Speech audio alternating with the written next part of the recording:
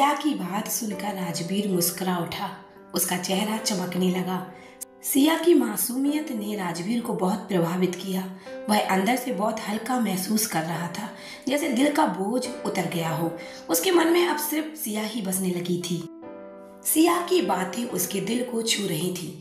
2 दिन बाद राजवीर और सिया की पहली सालगिरह थी। दोनों की शादी को 1 साल पूरा हो चुका था। पिछले साल की तरह इस बार भी दोनों ने एक दूसरे के लिए सरप्राइज प्लान किया था। राजवीर ने सिया के लिए खास तोहफा मंगवाया और सिया ने भी राजवीर के लिए कुछ खास तैयारियां की। दोनों की तैयारियों में बस प्यार और एहसास था। आज भी उन्हें एक दूसरे के साथ पहले जैसा ही अच्छा लग रहा था। कभी कभी लगता है अगर जिंदगी कुछ और होती, अगर उनकी कहानी कुछ और मोड़ लेती, तो शायद आज दोनों इतने खुश नहीं होते जितने अभी दिख रहे हैं। पर असलियत हमेशा सोच से अलग होती है। राजवीर ने सिया का हाथ पकड़ा, उसे अपने करीब खींचा और मुस्कुराते हुए बोला, तो बताओ शादी का 1 साल कैसा रहा? मिसेस ओबराय बने हुए भी 1 साल होने वाला है, और अब आगे क्या करना चाहती हो? सिया ने उसकी बात सुनकर हल्की मुस्कान दी और कहा, जो हमने तय किया था वही करेंगे। फिल्म पूरी होते ही हमने एक सपना देखा था। राजवीर थोड़ी देर सोच में डूब गया, फिर बोला, हाँ, तुम्हारी फिल्म की शूटिंग अब पूरी होने वाली है और हमने उसका प्रमोशन भी प्लान किया था, लेकिन अब तक मैंने तुम्हारे लिए कोई और काम साइन नहीं किया। क्या तुम्हें नहीं लगता इस मुकाम पर थोड़ा रुक जाना चाहिए? करियर पर असर भी पड़ सकता है। कभी कभी जिंदगी कुछ और होती है। अगर हम कुछ और फैसले लेते हैं, शायद तब कहानी अलग होती। शायद आज हम दोनों जितने खुश हैं उतने ना होते। राजवीर ने सिया का हाथ अपने हाथों में लिया और प्यार से पूछा, तो बताओ शादी का ये साल कैसा रहा? अब तक तुम मिसेस ओबराय बनकर 1 साल पूरे करने वाली हो, तो क्या आगे करना चाहती हो? सिया हल्के से मुस्कुराई और बोली, जो भी हमने साथ मिलकर सोचा था अब वही करेंगे। आप जानते हैं फिल्म पूरी होने के बाद हमने क्या प्लान बनाया था? राजवीर थोड़ी देर सोचता रहा, फिर बोला, हाँ, ये सही है कि तुम्हारी फिल्म की शूटिंग अब खत्म होने वाली है और उसके बाद प्रमोशन भी है, लेकिन अब तक तुम्हारे लिए कोई नया प्रोजेक्ट साइन नहीं किया, क्योंकि मैं नहीं चाहता कि इस मुकाम पर तुम्हारा करियर रुक जाए। सिया मुस्कुराई, उसकी तरफ देखकर बोली, आप सही कह रहे हैं, लेकिन अब समय आ गया है कि हम अपने परिवार के बारे में सोचें। मम्मी पापा भी अब चाहते हैं कि हम अपनी अगली पीढ़ी के बारे में सोचें, और वैसे भी उम्र के इस पड़ाव पर यह सबसे सही फैसला होगा कि अब हम अपने बच्चे की प्लानिंग करें। राजवीर चुप हो गया। सिया की बात हमेशा लॉजिकल होती थी और वह जानता था कि उसकी बातों में सच्चाई है। उसने गहरी सांस ली और कहा, कभी कभी सच में समझ नहीं आता कि तुम्हें क्या कहूँ। सिया हंसी और उसके गले लग गई। सिया ने राजवीर के सीने पर सिर रखते हुए कहा, अगर आपकी कोई जरूरी मीटिंग नहीं है तो मैं कल की शूटिंग कैंसिल कर देती हूँ। उसकी जगह हम अपनी एनिवर्सरी साथ मना सकते हैं। मैं कल छुट्टी ले लूंगी ताकि पूरा दिन सिर्फ हमारे लिए हो। राजवीर शांत था, लेकिन सिया की बात उसे अंदर तक छू रही थी। वो आगे बोली, और हाँ, मुझे जल्दी डॉक्टर से मिलना होगा। प्रेगनेंसी प्लान करने से पहले कुछ टेस्ट कराना है। मैं नहीं चाहती कि 3 महीने बाद जब हम सोचें तो कोई रुकावट आ जाए।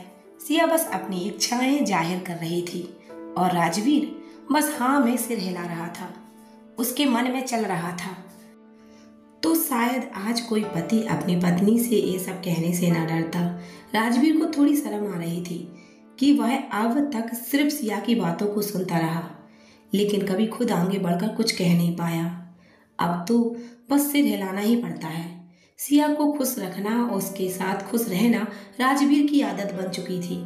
सिया जो कह रही थी उसे ध्यान से सुनते हुए राजवीर ने कहा, ठीक है, तो इन छुट्टियों में हम यह सब कर लेते हैं। राजवीर की बात सुनते ही सिया ने मुस्कुराते हुए चुटकी काट ली। क्या बच्चों की प्लानिंग अब कैसे जल्दी है? राजवीर हंस पड़ा और सिया की नाक खींचते हुए बोला, अरे मैडम, मेरा मतलब था तुम्हारा मेडिकल चेकअप। सिया हंसी और फिर ओके कहकर उसके गले लग गई। लेकिन जब बच्चे शब्द आया तो राजवीर थोड़ी देर के लिए चुप हो गया। शायद वह अभी इस चीज के लिए पूरी तरह से तैयार नहीं था।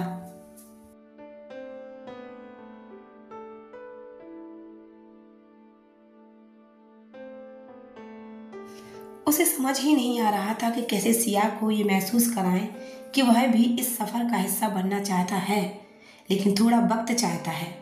राजवीर को डर था कहीं वो कुछ ऐसा ना कर दे जिससे सिया को तकलीफ पहुंचे। कुछ बातें ऐसी होती हैं जिसका वक्त और तरीका सही होना जरूरी होता है। सिया की उम्मीदें, उसका भरोसा, वो नहीं चाहता था कि कोई बात उसे दुखी करे। राजवीर थोड़ा उलझा हुआ था, खुश भी था लेकिन अंदर ही अंदर बहुत कन्फ्यूजन में था।